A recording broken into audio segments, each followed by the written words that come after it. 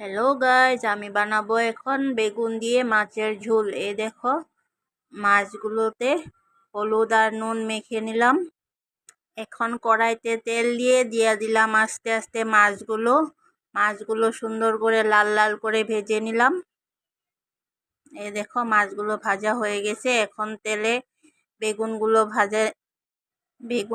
ভেজে নিলাম, একটু হলুদ দিয়ে সুন্দর করে ভেজে নিলাম।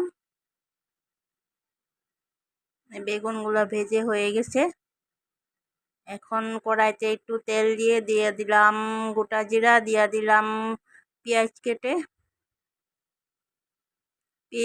সবগুলা একটু লাল লাল করে ভেজে নিলাম। এখন কাঁচা লঙ্কা পেস্ট দিয়ে দিলাম জিরা গুঁড়ি, দিয়ে দিলাম ধনিয়া গুঁড়ি। এখন একটু জল দিয়া মশলাগুলা কষায় নিলাম।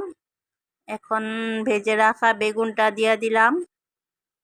বেগুনটা দিয়ে একটু ভেজে দিয়ে দিলাম একটু জলটা উত্তল আসার পরে দিয়ে দিলাম লবণ। 5 মিনিট পর দিয়ে দিলাম ভেজে রাখা মাছগুলা। এখন গোটা গরম মশলাগুলা পাটাতে একটু বেটে নিলাম। গরম মশলা বাটা হয়ে গেছে। এখন দিয়ে দিলাম গরম